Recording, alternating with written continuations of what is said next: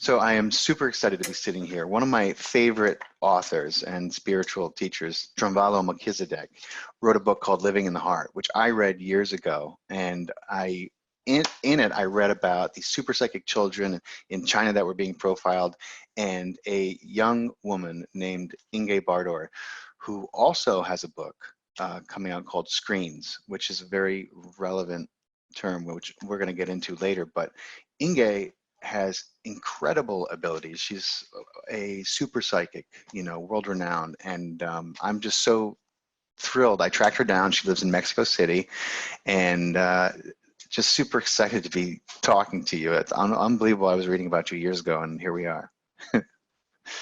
Everything is great. I'm honored to be here. Thank you so much for having me. So you have to tell me how you ended up on stage with a blindfold on in Drunvalo's workshop, how that came about, and how you ended up meeting Drunvalo. We kind of were friends right away. Mm-hmm. And suddenly at some point we were in the, well, he's actually a very giving and very open person. He doesn't go away, or he's not a very solitary. He actually enjoys the people around. And suddenly at some point we were in a workshop, and he was talking about the book that you just introduced earlier about the super psychic children. Right. And I said, I can do that. Okay, so he was talking about the children who could read without their eyes, and you were like, yo, I can do that. Exactly. I can do that. That's so awesome.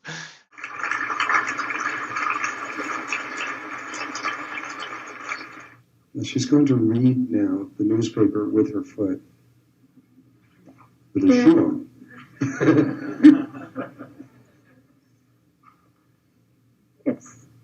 There's a lot of flowers here, and here's white letters that it says adventure on the top. There are red letters that says Colorado, and there's like a ¿cómo se dice? No, cohetes, the things that are fireworks.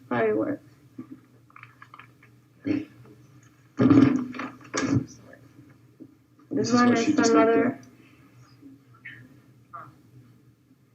newspaper.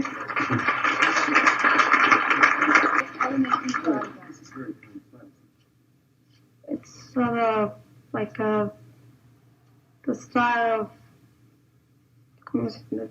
the Jewish Star of David. It has like a lot of lines and circles around it. Here there are letters explaining what it is here, and the little circles on the point of each where the star ends, and in the middle it's a big one with little signs around it. There's triangles all over and different colors, and the page is white.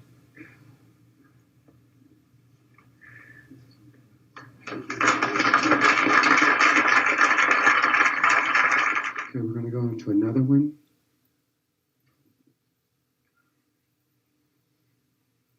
I know you can't all see this, but some of you can.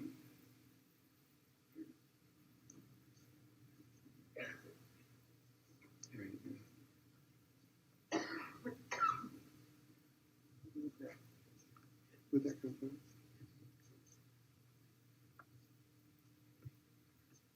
She's a little girl holding like a bar, a wood fence with a pumpkin.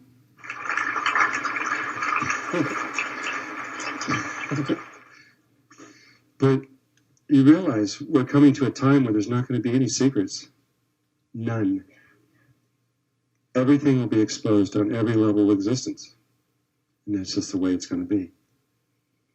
And but this is a good thing, because the secrecy and all the hidden stuff that's in ourselves, it doesn't serve any purpose but the ego. And it ends up just creating wars and all the other things, and disease and everything else. This is about to end. And it's going to be the children of the world that are going to do this. And how long had you been doing that at that point? Since I was around 9. Since you were around 9 years old. Yeah. And so can you tell us a little bit about that, and how that came about, and how those that manifested itself, that ability manifested itself in you? Well, so ever since I was born, I had a gift. A lot of different or weird things happened to me since I was very young. And Okay, so you got to tell us about some of those different weird things now, okay? well, literally I was in my cradle and suddenly my stuffed animals were on the other side of the room when my mother left, and she could not explain herself because I was just a baby. It was impossible. I would throw my stuffed animals all the way across the room. And I was born with a lot of hair. Now I don't have a lot of hair, but I used to have a lot of hair, and it was black. And my mother used to do this kind of braids with like a little piece of string and tie it so well for me not to undo it, because whenever you're a baby, it's not very recommendable. Oh, she used to tie your hair in braids. Yes. Oh, I see. Okay. It's not very recommendable for babies to have like bands. Their hair in braids, yeah. Exactly. So I had that those braids done to my hair, and literally a couple minutes later, when she came back, I was like already with the hair all over the place again. So you would undo your braids with your mind. That's what you're saying. I don't think it was me. I guess it was like the little elves or the little spirits or the little people that were there. So you had help. I don't think it was me with my mind. Maybe it could be. It could be both. But you did have some experiences with telekinesis, or with moving objects with your mind when you were young. Yes, I did. Well, some people did. Some of my teachers said that I did it with literally my mind. I would play around with it, and it was not really my hair. It was kind of more my sight. Besides, I had all these friends around me. I see. And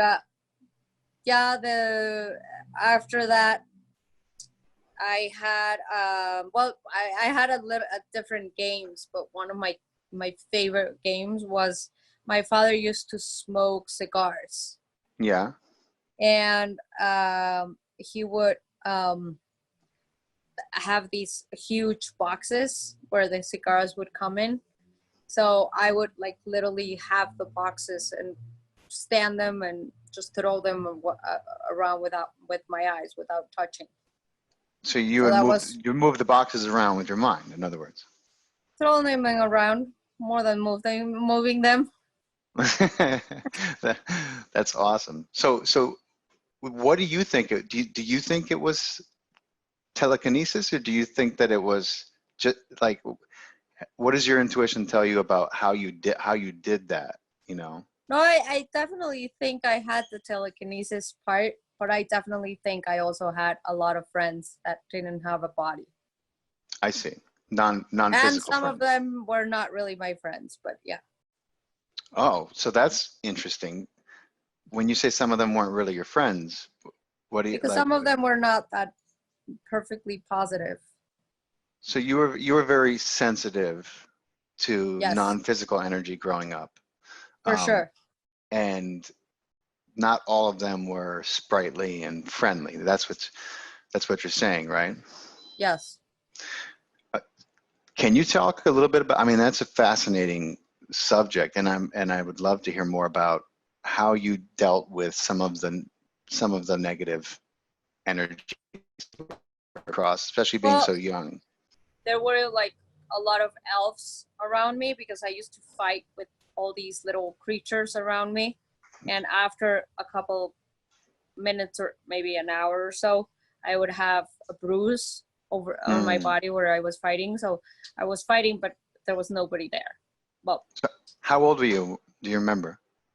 more or less, like, I guess that was pretty much my whole childhood up to when I was like 8, 9. It And sounds like the fae. It sounds like the fairy realm to me. a little bit, yeah. Yeah. Actually, they told my mom to put like all these bells and candies that should be open, and that kind of stopped after that. So you appease them. Yeah, they kind of away. And then when I was 9, well, almost 9, it was a few days before my birthday, they like a really horrible spirit, it was kind of a homeless but with a horrible energy, pushed me from the stairs. Wow. And I remember him perfectly, and it was just horrible. And I really think I was like around 7 hours or 8 hours in coma. In a And coma. I kind of hit myself in the how do you call this part? I forgot. The temple, maybe? The temple. Yeah. The temple, and that I hit myself on the temple, that it's actually safer if you hit yourself, because the other side you have more probabilities, or most of the people die. I had no idea that there was one side. That's was what the doctor said at that time. I remember the conversation. So one of the temples is more dangerous than the other one. I should get more into it. I because it's like, because of curiosity. So anyways, let me recap so I understand. So I had no idea that one of the I know, because I know you're talking about you had a near-death experience, right? I mean, when you were almost you were in a was the coma, was this the one? I had no idea it was brought on by this entity that was being malevolent to you. Is that what you're saying? Is that what happened? I think he was, yeah. And that's where they wanted to kind of grab me and take me to the dark side. Wow. And I fought for the light side. And that's where I always knew that how, like, you have good or bad, and you have your shadow, and you have positive and negative, and there's nothing that can beat you if you don't want to. Right. So that would be, I think, pretty traumatic for most 9-year-olds or most children that young. I'm so curious to know how you overcame that after you got, so you were in a coma, and then what happened after that, after the coma? After the coma, as soon as my mother chose not to do surgery on me, because they would have to drain my brain. And my mother said no. And they actually thought that my mother didn't really speak English, because they brought like 3 doctors, and finally they brought a Spanish-speaking doctor. And my mother said, no, I speak English. Yeah. It's just that I don't want my daughter to have surgery. I can prove that I can heal her. And either you let me be in intensive care with her, or I'm going to call in a lawyer right now, and I can sue you. Wow. And that's what happened. Obviously, she was able to be in intensive care with me. I think what you're telling me is that your mother basically intervened with the doctors, because she knew that she had the capacity to bring you out of the coma. Is that what you're saying? Pretty much. Yeah, but not only bring me back from the coma, but reduce a bit of the inflammation and take reduce the water, which that was the problem. The water had to evaporate somehow. So and actually they wanted her to sign a paper to say that if I stay as a vegetable, it was not their responsibility. And my father is the most positive person in the world. And he said, oh, nothing is going to happen to her. I'll be back. I'm going to go and grab a burger.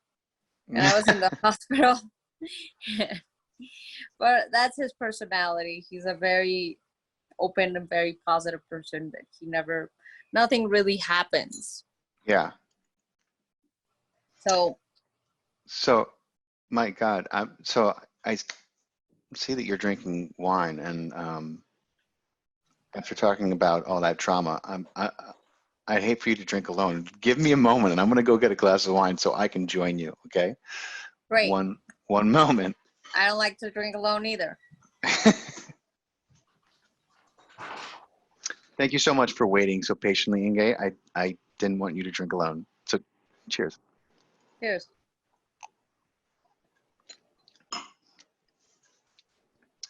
Where were we? Oh yeah. So we were talking about your mother, and can you tell me? I mean, can you talk about what she did? How she?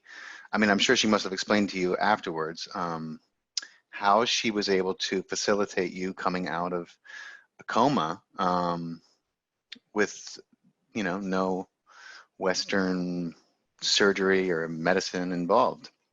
Under the direction of my old teacher, one of my first teachers that I had, that taught me how to read without my eyes, which is what we mentioned at the beginning, the screens, the inner screens.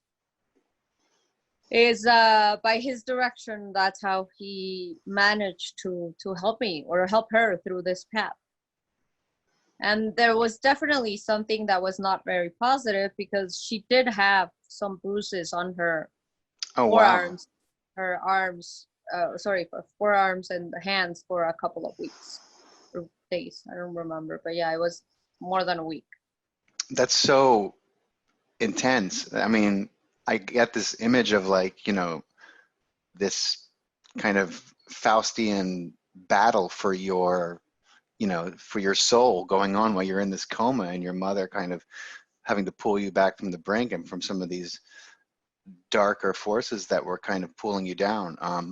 And it's not the first experience that I've heard from someone in a coma who had that kind of test going on. It's the first that I've heard of someone having kind of someone else come in to help, but I always think that we're never alone. But that's phenomenal. So what does your mom do when, what can you, what's her when she's not doing amazing miraculous feats like this? What else does she do? Well, she has always been kind of this how can I say, a white witch. Okay. Or like the white bruja. Yes, I've heard of them. Yeah. She's very into, well, we invented a couple of therapies where you can align and you can place your family members in the right space. A lot of people think it comes from a certain technique. This guy is German. It's called his name is Hellingberg, but really when we started to do all this, all of the information from Hellingberg was used to be in German. So not really, we didn't copy it from them. And actually Hellingberg, he didn't really he didn't invent his own method. He went to live with the Zulus in Africa for like about 10 years. And he came to the States, Europe, Germany, and he started his own method, which is very different. So we kind of made different therapies because we always thought that it was very important. The systematic part of your family, the ancestry, who are you copying, who you're like taking over, or who you're loving, but not because you love them or not because of unconditional love. It's because you're being faithful to the pretentious being loved. It's actually you're being faithful to that fear, or you're repeating for the sake of your ancestors. It's kind of a. It's almost like sounds like a past life regression kind of thing, but much more, I don't know, advanced. Evolved. Yeah. It's not really a past regression. It's just, it starts to show in your field or there where you're doing it. It starts to show everything that you're carrying, or where is it coming from, or why you're in the same position that you are now. Well, that sounds like something that would be very, and look, one of the things that I would love to do is include a link to some of these techniques, because you know, I mean, like, if you just look at the success of companies like Ancestry.com and all these, people always want to know where they're coming from, and they want to know that because they feel like it'll help them understand themselves. So this sounds like something that a lot of people would be interested in. So I'm going to get the information from you and make sure we include it. It's pretty interesting, and that the new part of this method, which that really is from one of the apprentices from Hellingberg, is it's as well called constellation, but it's in the water. You don't go into the water, but the water, every time or science and biologists and chemists, they find that water has memory. And actually, if you really think about it, water was here before we arrived. So it contains all the information and all the consciousness, and it's one of the, it doesn't really, it can evaporate, but it does transit, it does travel. Right. The energy transitions. It's just like life. It is life, you know. Exactly. So it is life. It never dies, because there's always going to be more water from the rain, from whatever it's already in the ground, from the sea, so there's always going to be water. So it contains like a lot of memories, and it's very interesting because this therapies, you can't really show the fear from the therapist or from the patient. It doesn't come out. It's really the water that directs the whole therapy. Wow. So it's very, very interesting. That's one of her favorite things that she's doing right now. That's pretty amazing. I'm definitely interested in learning more about that.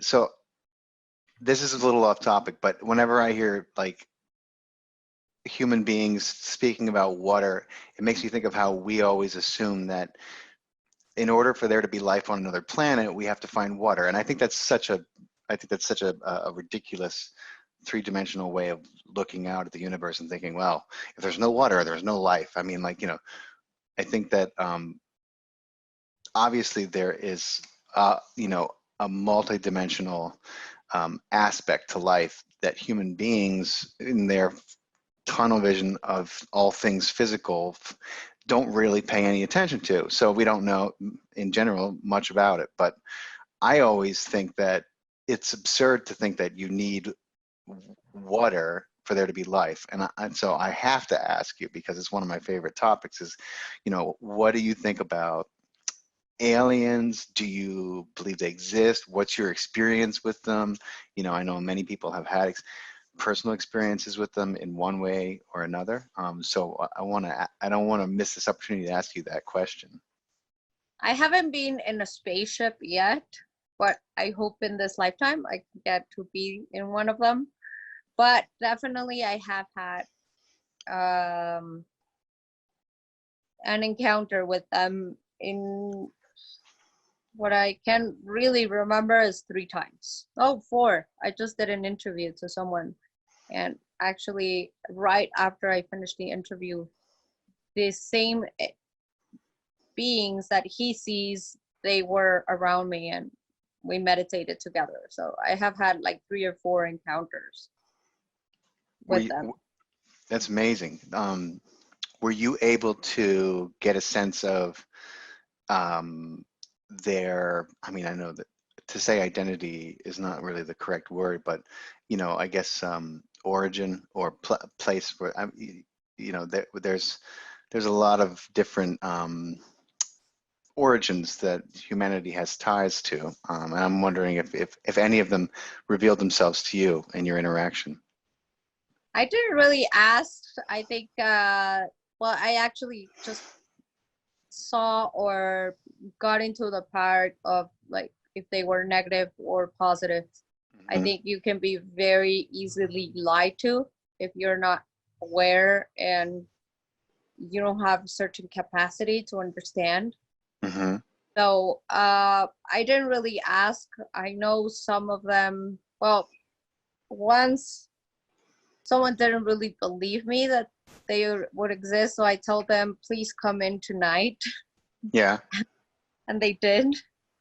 So it was not for me to ask that time who they were, where they were coming from. I see. And this last time that I had an encounter with them, they just came in and just kind of helped me and meditate and just kind of did a kind of a reload to my body. So I didn't really, I'm not that interested where are they coming from or who are they. Right. They're like light people and they're not doing something weird or bad to my body. Right. And the first time I was way too young. I guess it was just kind of a game for me. And the other time,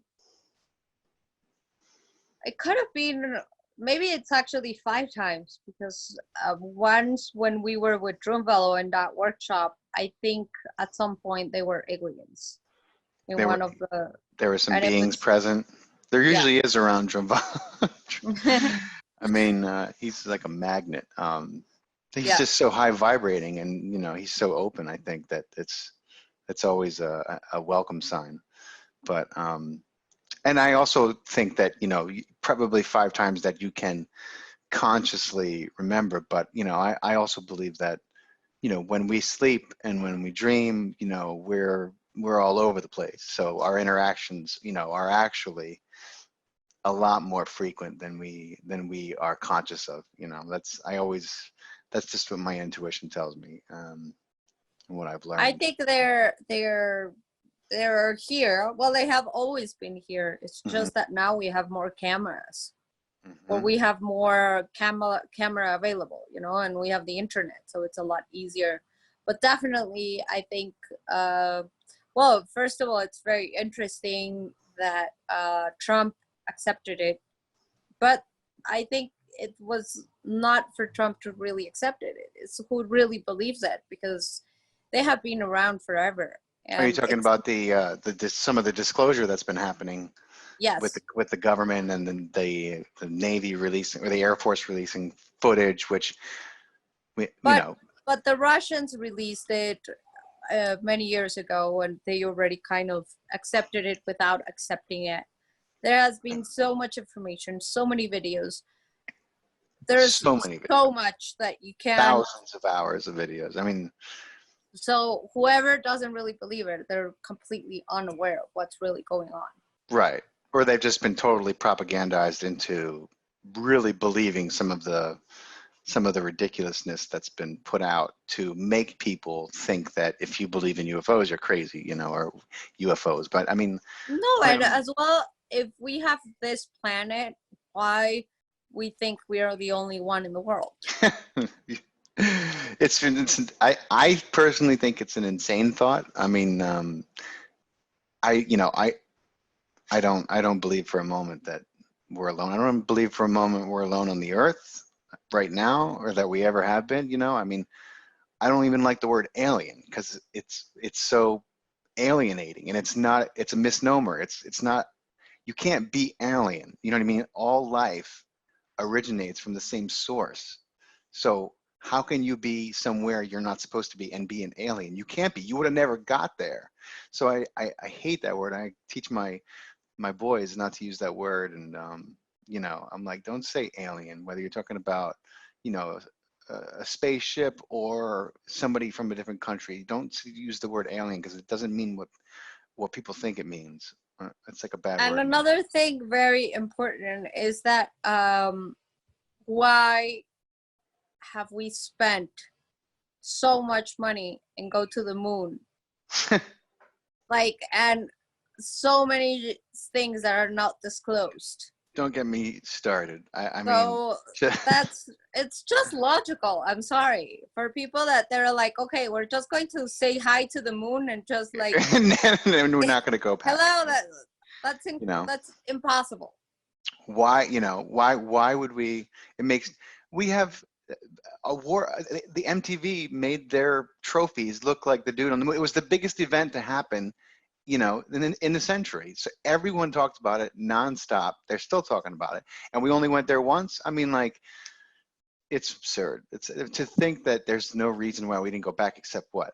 Money? I mean, like, I mean, it's ridiculous. Don't even get me started about that. But you know, I'm sorry to. And Yeah, go we ahead. always talk something very important. We always talk about the beings and extraterrestrial life and ovnis and aliens and all this, but we don't really talk about what's underwater. No, you're absolutely right. We don't. I mean, That's people are talking about it now, thanks to the some of that footage that was released with the Tic well, Tac. that has to do a lot with the fact that finally humans were going inwards. Mm-hmm. That's also a part of what we're really doing in our lives and how it has been showing. We have wanting to go outwards. Everybody wants to get out of their body. Everybody wants to go up. Everybody wants to go to India. If they want to become spiritual, they want to go and meet the teacher. They want to go and meet Osho. They want to go and go to India or go to Bali. Everything is in here. That's right. So And we are always taught to go outside. We have spent only, I don't know the numbers right now, but a couple of years ago, it was 50% less going into the sea or underwater, or even, you know, there's like amazing worlds and life. It's a whole and other world. Things, you know? that you could not even imagine, colors. There's so much life that we have no idea, that obviously it's not really announced or marketed, because as well it has to do with what we're not really doing and why we're not wanting to go inside. We don't really want to see our heart, and like Drunvalo says that, like, little tiny space. Yep, it's everything, you know. And when you were saying, you know, well, now we have more cameras, so now but when you kept saying cameras, I kept thinking you know, we also have more awareness. We also have more capacity to sense and intuit and be in touch with, you know, our inner knowing, you know. So but also I think they're also wanting to be seen. Right, there's that as well. We kind of crossed the threshold with that. I agree. That's also, I think they have been also hidden because they didn't really want it to come out. Right. But definitely they really want to be seen now, and I think it's the moment. It's a year to uncover a lot of secrets. You know, that being said, you did learn to have this extraordinary ability to read with your hands, and just so you know, so it's clear, the process usually is, you know, you would put you know, tissues and then a blindfold on so that it was clear, you know, that there was no light getting into your eyes, and then you would go into you know, you would just open yourself up, and you would, like, some of the things that I was reading were you would be given a photograph or like a driver's license and be asked to read the information on it. And can you tell us a little bit about how how you did that? I mean, because I saw some video of you doing that, and hopefully we'll have that video. We'll show some of it, feature some of it in our video. But can you talk a little bit about? I mean, like, because whatever happened to you, whatever abilities you lost, you still gained this tremendous ability. But that's not something I gained. It's something I learned. Okay, well, something learned is something gained, though. I mean, I would argue that, but everybody can learn that. Everybody, you think? Everybody. That's amazing. Will you teach me? Yeah, of course. I actually can we do it even though you're in Mexico?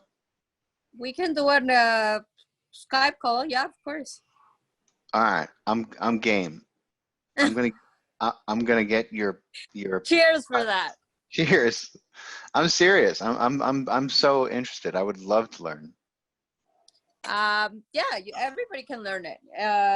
Adults are going to be a little bit more complicated. I'm mostly not an adult. But that's perfect.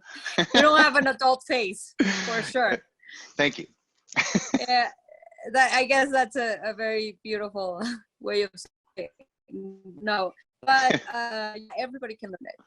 Do you have you ever used your abilities with and your capacity to read? And I still want to go back and hear more about, like, when you see a screen, you know, when you're using your ability, do you use that also to, like, what do you see? Like for example, like, I'm sure you used this ability hundreds, thousands of times, if not more. You know, like, so do you use it when you're helping someone who has trauma? Do you use it like just like whenever you decide? And when you do, how does it work? You know, like when you see the screens, you know, that I know that there's surrounding screens and that they are usually also. Actually, everybody sees it in a different way. The surrounding screens, it's already much further, and you're already seeing different planets, different realities. Different dimensions. No, most people see just one screen. Most people see one screen. Okay. And to everyone, I guess, as well, the information gets to everybody completely different. Because I had, in the last couple of years, with everything and how fast the evolution and how fast all this is going, even Drunvalo is like, I can't believe, he has told me, like, I can't believe that I took, like, I don't remember, 2-3 weeks to activate my Merkaba. Yeah. And now, like, people do it in one day. Yeah, it's great. I mean, the whole consciousness of the planet is raising, you know. And such a master, you know, that did it in a longer period of time, and now people do it in one day or a couple hours. And some people are even born with the Merkaba already activated, which that didn't really used to happen. Right. I was reading about that too. It's amazing, so, you know.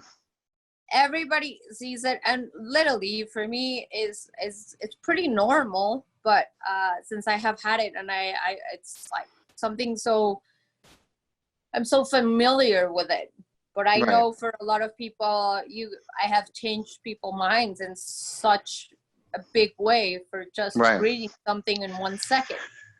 So, and that reminds me of you know, I read about Drunvalo and your experience with his daughter, and how, you know, she wanted to learn, and you were like, I'm happy to teach her. And so she was trying, and I guess she was trying for a few minutes, and after about 5 or 10 minutes, she was still seeing nothing, and you came up behind her and you put your hand. Whenever I do that, just to rewind you a little bit. Yeah, rewind me. You were saying, and to fully answer your question, since I was very little, even before that teacher that showed me the inner screen, I see something that it's called the Taurus. The Taurus. The Taurus. Right. And I'm very aware of that. This Taurus, right? Yes, exactly. Yeah. A comparison to that, obviously, we're like that small, and the Taurus is like huge because it connects to Mother Earth and connects to the universe. That's one of the things why, if we have feet in this world, why we want to go up, why we want to go outside, why we want to fly. Right. When we have so much under us, inside of us. And the feet represent, it's like a tree. If you want to learn about yourself, you also have to observe nature. It's much more widely used in the understanding of, you know, the electromagnetic field that we all are, you know, accessing in and living in, being, you know, being sons and daughters of Mother Earth. You know, if you look at the mother, if you look at Gaia under an electromagnetic sphere, you can see how beautiful the Taurus is, and human beings are very much a resemblance of that, being her children, you know. And then that brings me to another question I want to ask you, you know, about, you know, like, so what do you think that we are, you know, because you know, you hear the words, the Akashic records, and you hear different terms thrown around, but basically what we're speaking about is like this, the part of ourselves that's plugged in, right? The part of ourselves that's plugged in, not just to this reality, but, you know, that has knowledge of other things and access to other things. And like, so when for example, like when you're using your technique that uses the screen, and is that part of what's happening? And have you ever spoken to other people who also, you know, like, is that what you believe, that we have access to this kind of cloud, so to speak? In certain way, this Taurus as well, it contains a lot of everything that we are, because it's that duality of that Taurus that sometimes we are here and sometimes we're here. But here we could be a bad person, and here we're a good person. Right. So it's just that duality that we go around from that. So it contains all the information of who we really are in that in that Taurus. So that's how I can read it, and that's how I can communicate to your guides and everything, to tell you the information that they want you to know. Oh, cool. That's awesome. So I have another question that I'd love to ask, and I'd love to hear what you have to say about it. You know, what do you think happens to us when we die, to the human spirit? When we die, I guess we are not really prepared for. First of all, we're not prepared whenever we come into this world. That's kind of obvious. But as well, the people that bring us into this world, they're not prepared. One of the most enlightened doctors who I love, listening to speak, is talking about, you know, this guy has worked in hospices. Dr. Zach Bush, an amazing, you have to listen to him speak sometimes.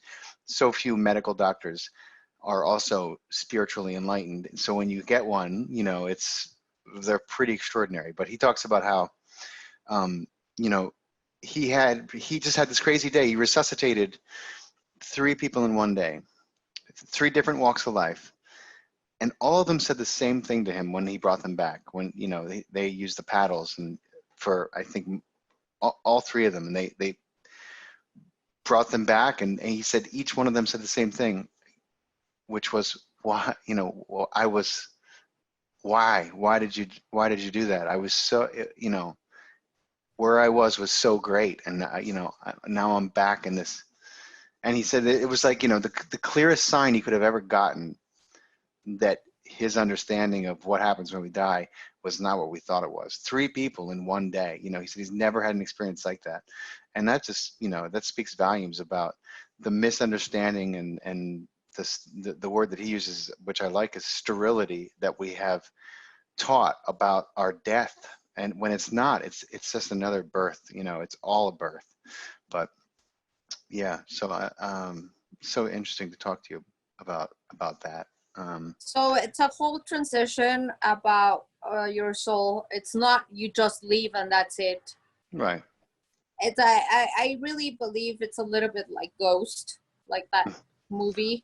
Yeah. Back in the day, it has evolved a little bit in some ways, Mhm. the fact that how you have that process, but it's kind of the same thing. If you have to stay and you have to finish something with your daughter or Right. with the husband, and once again, if someone is crying for you, well, you're even more attached. And sometimes the problem, whenever you die, you don't know what's going on. Right. There's a Overall, discombobulation. whenever you have had a traumatic situation, Mhm. sometimes you don't know that you died. Right. So you're kind of stuck between worlds. It's the Right. same thing as whenever you had, if you committed suicide. Right. You were stuck between worlds because it was not really your time. Thank you so much, Inge, again, and for spending the time with us, for drinking some wine and hanging out with me and answering all my questions. And before you go, I'd be remiss if I didn't. So you have to help me get Drunvalo on your podcast. on my podcast. Sure. Yeah, We'll do everything possible. Okay, cool. Because he's like one of my heroes, and I mean, he's a big part of my spiritual growth and expansion, and it would be so cool, to have him on one day. But thank you again so much for your time. I'm so grateful. Thank you so much, and see you next time. And I hope we get to do a lot of things together. We will. Well, we're going to be in touch, and we'll definitely be talking. Thank you. Thank you. When I started to do this, when I was like 9 years old, I had a presentation in front of like 2 or 3 doctors, scientific, and they put like coins and wet Kleenex and everything on my eyes, and they were like picking my eyes, and I wanted to prove everybody that this exists, and that I really can do it. But after that day, I decided that I didn't care who believed or not. It was enough for me to believe to myself that I can do it. So if someone believes, only one person, it's enough, because if one person believes, in some years, many people will do it. So thank you very much.